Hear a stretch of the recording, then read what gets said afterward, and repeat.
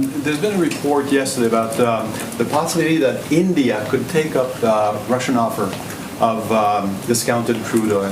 What would be your message to India or any other country tempted by such an offer? Well, our message to any country continues to be that obviously abide by the sanctions, but that we have put in place and recommended. I don't believe this would be violating that, but also think about where you want to stand when the history books are written in this moment in time. And support for the Russian leadership is support for an invasion that obviously is having a devastating impact. It is 9 o'clock in Athens, and that would make it 9 o'clock in Kyiv and 10 o'clock in Moscow. And this is my morning update. And of course, we're going to talk about Russia and Ukraine and de-dollarization. Saudi Arabia, de-dollarization. I think that's something that is starting to really get out there now. And it's starting to worry a lot of people. And they should be worried because, this ball is rolling down the hill. This de-dollarization ball was pushed right over the hill by Biden, and now it's starting to roll down that hill, and it's picking up a lot of speed and a lot of momentum. And I don't think it can be stopped because trust was broken. Trust was broken, and if you don't have trust with regards to your finances, whether you're dealing with an institution or on a personal level, well, everything just doesn't work without trust when it comes to money. So you saw there in the opening segment, Jen Psaki giving a warning to all people in India. So everyone that's watching this from India, you have been warned by Jen Psaki. Do not dare buy cheap Russian oil. We know that the Indian government is working with Russia to create a system where they can trade with rupees and rubles. And we also know that Russia is looking to sell. They've made an offer, actually, to India, which India is taking very seriously, to offer their oil at a good price, a discounted price, a good deal, in other words, for India. And India has about 3% of its energy, of its oil, is imported from Russia. And obviously, we're having a huge crisis. And so, I wouldn't be surprised if India does take up Russia on its offer. It's going to get a good price. It's going to secure its energy needs. And it just makes sense, right? It makes sense. But Jen Psaki is sending a warning to the Indian government. Don't you dare buy that oil, because according to Jen Psaki, you will be on the wrong side of history if you buy that oil, because the ideology always overshadows, always outweighs the reality in their minds, in the Psakis and the Sullivans and all these ideologues. For them, it's all about the ideology, not the practicality or the reality of the situation, which is inflation is rising, it's on its way. De-dollarization, it's on its way. An economic crisis is on its way. An energy crisis is on its way. A food crisis is coming. So, any smart leader, smart country is going to start to secure those long-term contracts and those deals to make sure that its population is taken care of. But not for the Psakis of this world. For the Psakis, it's all about the woke ideology. That's the important thing, and that's the message that she is sending India. So everyone in India, you've been warned by Jen Psaki. Don't you dare buy that Russian oil. It reminds me of that Chris Rock skit, that Chris Rock show way back. God, it must be like 20 years ago. But Chris Rock was, he's a comedian in the U.S., if people don't know. Once upon a time, he was just super funny. I mean, he's kind of become woke now, but he's been infected with the woke virus. But, he had this skit where he was talking about drug dealers. And he was talking about how drug dealers, he says, they never have a problem selling drugs. And he was saying drugs sell themselves. So he was explaining how a drug dealer's never going to be sitting around in his room complaining or wondering, how do I sell drugs? And he's saying, the drug dealer's sitting there with all these drugs, on the table, and he's saying, what do I do with all these drugs? How do I sell these drugs? And Chris Rock's point was that you don't really need to sell drugs.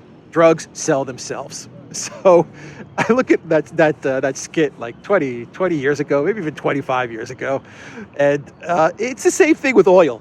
I doubt the Russians are sitting in a room, or Putin is sitting in a room, and they're saying, we got all this oil. How in God's name are we going to sell all this oil? No. If India doesn't buy this oil at a discount, someone else will. You don't really need to worry about selling oil. Someone is going to buy it. Someone's going to buy it, whether you're sanctioned or not sanctioned, whether you're on the naughty list or nice list, whether Jen Psaki likes you or doesn't like you. Someone is going to buy your oil, and they will find ways to buy your oil. That's a given. So anyway, we have that news. You have Boris Johnson now running to Saudi Arabia and to the UAE to find oil. This is crazy. This is crazy. So Boris Johnson, the Prime Minister of the UK, ran to Saudi Arabia, and he's going to the UAE to find a way to solve the energy crisis that is going to hit the UK, that's going to hit the entire world. It's going to hit the collective West, that's for sure. So he's running to Saudi Arabia to beg them to increase their production. And then he's going to go to the UAE to beg them to increase their production. Didn't these leaders in the West, in the collective West, didn't the EU, didn't the UK, didn't the Biden White House realize that before they vomit all these sanctions towards Russia, and I use the word vomit all the time because that's what they did. They vomited out these sanctions. They just threw them all out there. They didn't taper them off. They didn't stagger them. They didn't hold some of them back. No, they just threw everything out there. Didn't they realize that before we go with this sanction policy that we're going to throw out there, maybe we should have some of our ducks in a row. Maybe we should have our backup plans lined up. Maybe we should have contracts lined up with other countries before we start putting embargoes on Russian oil and gas and sanctioning Russia and its central banks and all of these things. Shouldn't we have our contingency plans in place? It's okay if we wait maybe a month or two before we sanction Russia. At least let's get everything set up. No, they didn't do that. Their emotions just led them to say, you know what, we're going to throw all of this out there, and we're going to show how big and tough we are, and how we're going to crush the Russian economy, and we're going to do our victory laps, and the mainstream media is going to love us, and we're going to stand up to the baddie that's called Vladimir Putin, Corn Pop. We are going to show Corn Pop who's boss. And so they threw everything out there. They threw everything in the first round, like a boxing match. All their energy, all their punches, everything just came all out in the first round. Well, this is going to go 15 rounds. And so they're a boxer who has no gas. They have no more gas left in the tank to go another 11 rounds. Not only that, but the opponent has seen everything they've got. They've seen all their tricks. They've seen all their punches. They've seen all their tactics. They know now exactly what to expect in the next 11 rounds. And so it just says everything that the fact that Boris Johnson is scrambling to the UAE and to Saudi Arabia to beg them to increase their oil production. It means they didn't have any backup plans in place at all. At all. A smart leader would have embargoed Russian oil, and he would have had the long-term contracts in place with Saudi Arabia, ready there for signature. They didn't have any of that. Biden White House running to Venezuela for help, running to Iran for help. Oh, by the way, Lavrov made a statement, and he said that the sanctions imposed against Russia are not going to affect Russia's trade with Iran. So it looks like, this is statements from Lavrov, it looks like the Russians won on that point. In other words, the JCPOA, the deal for Iran, the nuclear deal is in its final stages. It looks like it'll go through.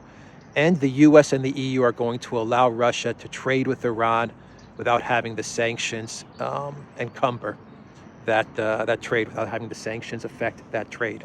And that's what Lavrov wanted, and it looks like that's what he got. Those were statements from Lavrov. But going back to my point about Boris Johnson and Saudi Arabia, I mean, it just shows everything.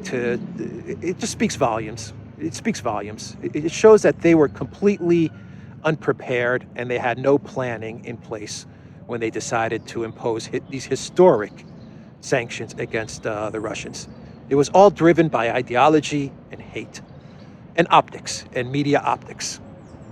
None of it was rooted in reality. So now you have Boris Johnson running around like a chicken without a head, begging Saudi Arabia and begging the UAE, please increase your oil production, please, please, pretty please. And what's Saudi Arabia saying? What is Saudi Arabia saying? Well, they're saying, you know what? It wouldn't be bad if we made some deals with our oil production with the Chinese, and we decided to settle those transactions in yuan. And this has sent an earthquake to the entire global market. Even Tucker Carlson had to do a segment on this in his show last night. Watch the show. Tucker Carlson, granted, he toes the line with Russia bad and all of this this narrative that mainstream media has to throw out there. Russia bad, Russia evil, and Tucker Carlson plays along with that. But Tucker Carlson also makes the point that, holy crap, Saudi Arabia is looking to move away from the dollar with regards to its oil trade, specifically with China. It's a huge deal. It's massive. The de-dollarization it's not stopping. As a matter of fact, it seems to be accelerating. And how the hell is the Biden White House going to stop it? How is the potato head in chief going to stop it? He won't be able to. This has been an F up of gigantic proportions. This is a catastrophe for the U.S. It's a catastrophe for the EU. A catastrophe. And Boris Johnson running to Saudi Arabia is not going to solve it. Jake Sullivan trying to strong-arm China is not going to solve it. Jen Psaki sending a warning to India is not going to solve it. It's not going to solve it because the train has left the station. There's no more trust in Western financial institutions. There's no more trust in the Western financial architecture. And there's no more trust in the entire system that took decades and decades to build. Saudi Arabia, when you listen to why they're looking to transact in Chinese currency with regards to their oil, they say two things. They say the U.S. doesn't provide the security guarantees that it once provided. Absolutely. Look at how they handled Afghanistan. Look at how they're handling Ukraine. They're completely messing up on a monumental scale. And I'm not saying they should have provided security guarantees. I think Saudi Arabia is saying the opposite. So they shouldn't have got involved they should not have gotten involved in Ukraine, and they should have handled Afghanistan in a different way. It spooked them. Basically, what Saudi Arabia is saying is that U.S. foreign policy is erratic, it's not predictable, and it's incompetent. So that's the one reason they gave. The other reason they gave is Yemen. And the war in Yemen is horrific. What Saudi Arabia is doing in Yemen is horrific. You have hundreds and hundreds of thousands of people injured and killed, and there's a fear of famine, a real fear of famine and hunger. And you don't see anyone having a Yemen flag on their social media. Nope, no one even talks about it. But from the Saudi Arabia side of things, and this is the Saudi Arabia side of things, I'm not taking their side. I'm just giving you the statement from MBS in Saudi Arabia. The way they see it is they're saying, we have been propping up the dollar for decades. And when we needed the U.S.'s help on Yemen, we didn't get it. Yeah, they sent some arms, but we didn't get the help that Ukraine has gotten from the EU and from the U.S. and this show of support, unprecedented support being shown for Ukraine. Saudi Arabia feels like, they've been slighted. They feel like, hey, Ukraine, what has Ukraine done for the U.S. aside from just help Hunter and Joe and Pelosi and Romney and all these people launder money and become rich? But what has Ukraine done for the U.S.? Saudi Arabia is saying, we've been there for you for decades and decades with our petrodollar arrangement. And when we needed you in Yemen, you didn't come through. And that is how Saudi Arabia is looking at it. So Saudi Arabia is saying, you know what? We're going to start looking elsewhere. And they are. So that's the big news. De-dollarization. and it's not going to stop. The train has left the station and it's over. It's just a matter of time, and I'm actually quite shocked and stunned how quickly this is moving. I'm very, very stunned. I was thinking de-dollarization in 2030, I don't know, maybe 2040, but I don't know, maybe 2025. The petrodollar will be no more, and that's gonna change life in the U.S. in dramatic and drastic ways. So that's the big story there. What's happening on the ground in Ukraine? A quick update: Mariupol is being mopped up in the city center. They've entered the outskirts, the Russians. Now they're cleaning up the city center. I've heard actually reports of 13,000 Azov guys in Mariupol. I can't confirm that, but I was thinking 3,000. I've heard now 13,000 troops are going to get mopped up and taken care of. So I don't know. We're waiting for Mariupol, news from Mariupol any day now of when it'll be under control. The east is like I said, there's artillery exchanges going on, but you know, those Ukraine soldiers in the east, they're running out of supplies, they're running out of fuel, food, water, and but it seems they're going to fight to the death. And so you are getting reports that Russia is stepping up its activity. It is getting a lot more heavy-handed as it's squeezing these encirclements or heating up these cauldrons. The more the Zelensky regime refuses to compromise, or not even compromise, to just go along with Russia's demands at this point. That's what you're looking at. Russia is not, yes, it's negotiations, but they're not looking for a compromise at this point. They're just saying, these are our demands, sign on the dotted line. The more that Zelensky refuses to do that, or the more that people on top of Zelensky, or the people that are controlling Zelensky, tell him not to do that, you are seeing the Russians really step up their military activity in a more aggressive way. So keep that in mind. Those cauldrons are going to heat up, and that means a lot more Ukraine military lives are going to be lost, and that's a terrible thing. What else do I want to talk about? Oh, the Polish, Czech, and Slovenia convoy that made it to Kyiv, which, you know, you had the leaders of these countries, the Prime Minister of Poland. They went there to meet Zelensky, and the readout of that meeting says that the Polish delegation and the Czech delegation and the Slovenia delegation, they actually want Zelensky to push for NATO peacekeepers. That's what the readout says. Now, I thought that these guys are going to go to Kyiv under the permission of the Russian government, because you know that the Russian military and the government said, okay, you can go to Kyiv and meet with Zelensky. I thought they were going to go there to say, look, look, Zelensky, just end this now, because Europe is getting slammed and we're getting crushed. But the readout says that the Polish leadership actually went there and they said, hey, Zelensky, make a further push to get NATO into Ukraine. That is crazy if that's what really happened. I mean, that is nuts. By the way, Poland is pushing for Russia to be kicked out of the G20 and for Poland to take Russia's place in the G20. Once again, who cares? I think it's like Poland is trying to get into a system which is dying. I don't understand it. They want to actively position themselves and entrench themselves further into a system that is just being torn apart. And a whole new system is being built. It's a really weird foreign policy that Law and Justice has, but I think a lot of it is driven by hate and ideology as well. So that's the news from that meeting in Kyiv. A lot of people were worried about a false flag with the train that was traveling there. So was I, but I don't know if the train has returned back to Poland. But from what I understand, the meeting has ended, and I think it's returned back to Poland. I don't know, but last I read, all is well. Let's hope all is well, and that the delegation from Poland, Czech Republic, and Slovenia is safely back in Poland. But yeah, they said they urged Zelensky to push for NATO peacekeepers. If that is the case, what a crazy suggestion that is.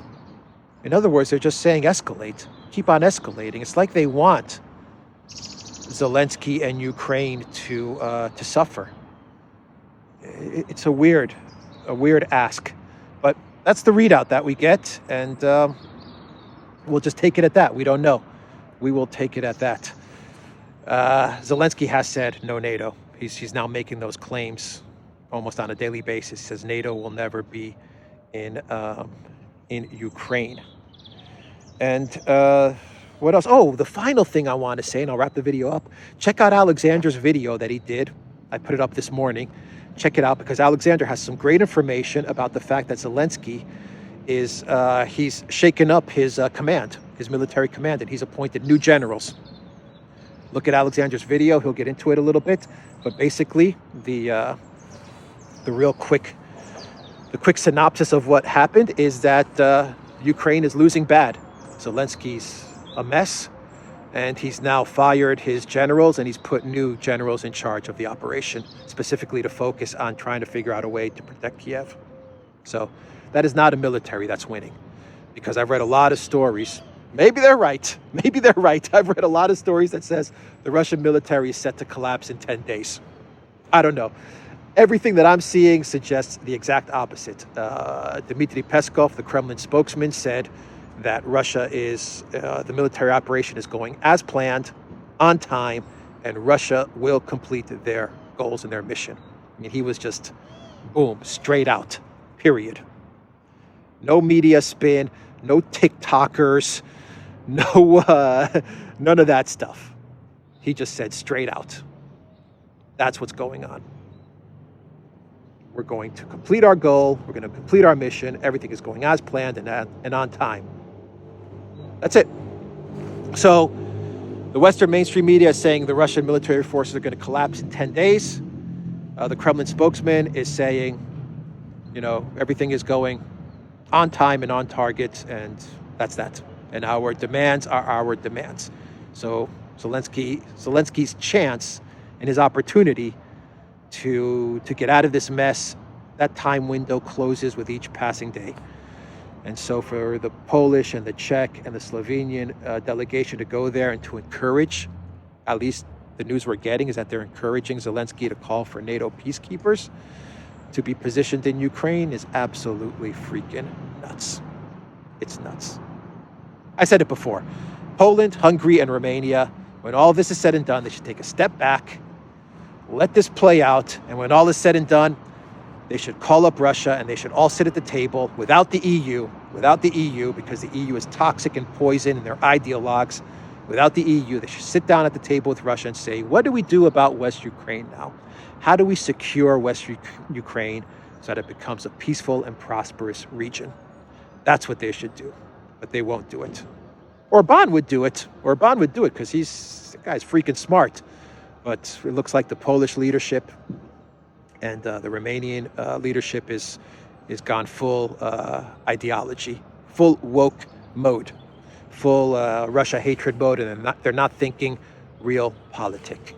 They're not thinking in a realistic manner. So anyway, check out Alexander's video. I'll put a link down below with the military shakeup in Ukraine.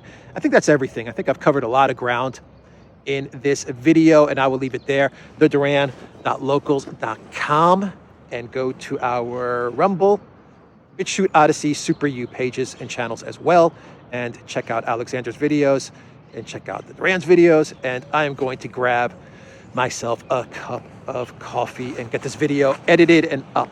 Take care.